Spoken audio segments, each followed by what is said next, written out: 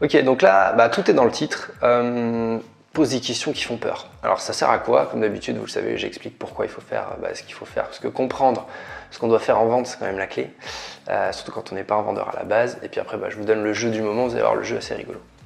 Donc premier point, pourquoi il faut poser des questions qui font peur? Les questions qui font peur, c'est quoi? En fait, c'est toutes les questions qu'on n'ose jamais poser. C'est des questions du genre, est-ce que le prix, par exemple, que je vous propose vous convient? Est-ce que vous préférez la concurrence? Qu'est-ce que vous n'aimez pas chez moi? Voilà, ce genre de choses. Qu'est-ce que vous n'aimez pas dans ce produit? C'est des questions qu'on ose. Combien de fois on vous a posé ces questions-là quand vous achetez? Et puis, combien de fois vous l'avez fait vous quand vous vendez, quoi. Voilà, généralement, la réponse est assez proche de zéro.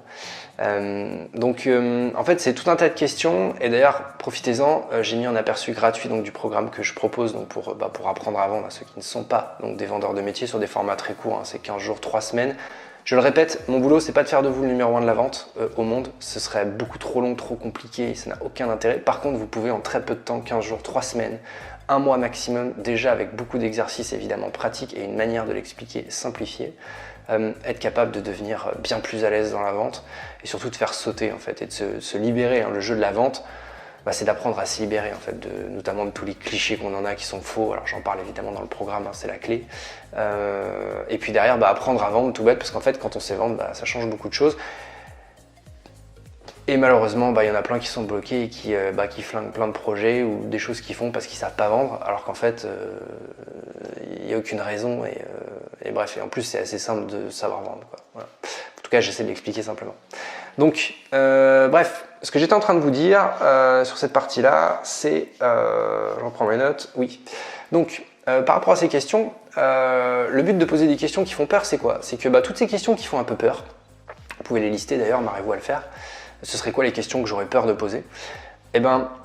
L'intérêt de ces questions-là, c'est quoi? Comme toujours, c'est que le jeu de la vente, c'est d'avoir la vérité et surtout d'obtenir des informations. Parce que plus vous avez d'infos, en tout cas plus vous avez de meilleures informations, plus vous avez de chances de signer. Voilà, c'est aussi bête que ça.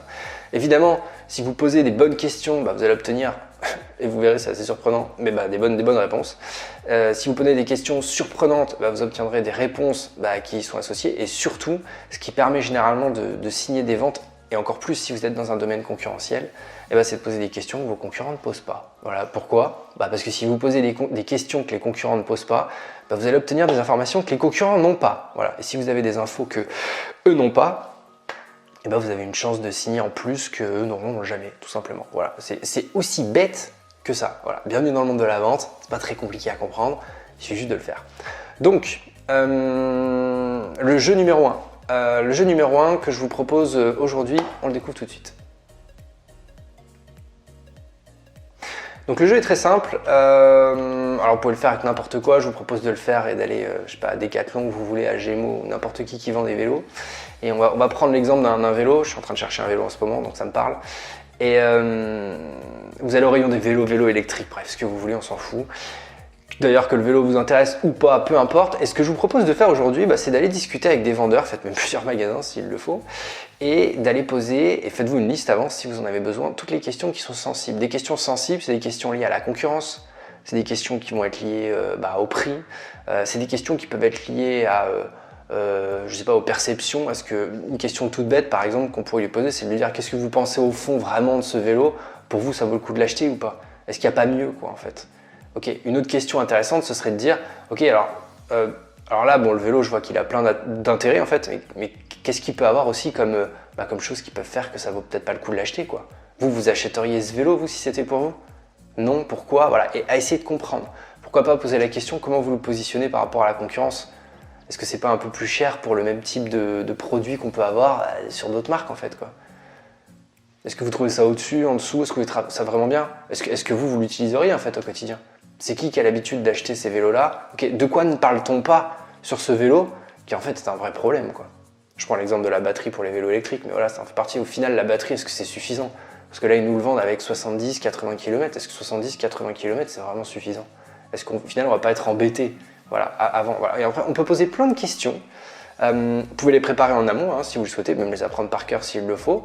Et puis au fur et à mesure, quand vous serez en face, vous apprendrez que de toute façon les questions sensibles sont plus ou moins toujours les mêmes. Demandez par exemple au vendeur quelle marque vous préférez d'ailleurs, plutôt que cette marque-là. Quelle est la marque qui vous plaît le plus à vous? Pourquoi en fait? Et qu'est-ce qu'elle a de mieux par exemple qu'un vélo comme celui dont on est en train de parler? Voilà, donc ça c'est des questions qui peuvent faire peur, questions sensibles. Pour les trouver, aidez-vous, je vous ai mis en aperçu gratuit du programme donc, que j'ai fait dans les liens en description.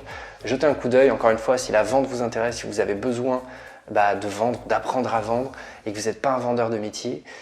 Nourrissez-vous de tout ça. Si vous n'avez pas envie d'aller sur le programme payant, vous n'irez pas, c'est pas grave.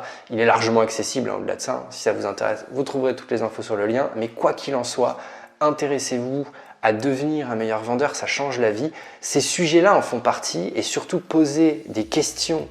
Donc là, ce type de sujet là avec des questions qui font peur, en fait, ça fait une différence radicale parce que vous allez obtenir des informations qui sont exceptionnellement intéressantes. Et vous allez vous rendre compte en plus de ça. Alors moi, ça fait des années que je suis dessus, donc je sais ce qu'on me répond. Hein. Quand je dis pose des questions qui font peur, j'appelle ça des questions sensibles. En vrai, ça l'est pas du tout, hein, mais j'appelle ça en tout cas sensibles pour le commun des mortels. On me dit généralement, ouais, mais si je pose la question, on va pas me répondre. Allez-y, posez la question, vous verrez. Vous serez surpris. Vous verrez qu'en fait, quand on pose des questions, en fait, les gens y répondent. Et puis de temps en temps, vous aurez un gars qui peut-être sera surpris, vous répondra pas, sera offusqué. Il y en aura un sur 100, c'est pas grave. On rigole, go next et on passe au prochain. Ça vaut 1000 fois le fait de tomber sur un mec comme ça de temps en temps, pour les 99 qui vont y répondre. Votre boulot, c'est d'aller récupérer des informations utiles et qui vous permettent de vendre. Et on vend pour se donner un maximum de chances de vendre. Il faut incroyablement bien travailler toute cette partie de questions et encore mieux, toute cette partie de questions sur ce qui peut poser problème par rapport à la vente. J'ai fait une autre vidéo là-dessus, elle est sur YouTube, sur aller chercher les problèmes. Les problèmes sont le cœur de la vente. En fait, tout ce qui fait que votre produit est bien est beaucoup moins important pour vendre que ce qui fait que votre produit n'est pas bien à ses yeux. Et donc c'est pour ça que le boulot d'un bon vendeur, c'est pas de continuer de parler de ce qui est bien, c'est de dire ok bon ça c'est bien, mais bon si c'est bien, go next. Par contre, en fait ça vous parle pas et pourquoi en fait? Et là on doit poser des questions sensibles. Ça vous parle pas parce que vous préférez la concurrence, ça vous parle pas parce que dans le fond vous manquez d'informations, ça vous parle pas, bref, pour X ou Y raison, parce que vous avez vu quelque chose de mieux ailleurs, parce qu'il peut y avoir plein de questions. Voilà, foncez dedans et je vous ai fait carrément la liste des questions dans l'aperçu gratuit dans le lien juste en dessous. Voilà, avec une page, vous pouvez pas vous tromper, vous jetez un coup d'œil. Voilà, on s'arrête là. Amusez-vous à faire ça, c'est rigolo de le faire pour le vélo, pour ce que vous voulez. Vous pouvez le faire pour un paquet de pâtes si vous en avez envie. Ce qui compte, c'est qu'on développe cette mécanique à être capable de poser des questions qui soient sensibles et surtout qu'on devienne de plus en plus à l'aise à le faire. Et vous verrez que le vrai bon niveau après, il n'y a pas du tout besoin d'être un vendeur pour ça. Au début, évidemment, il faut passer un peu la peur du démarrage de poser ces questions.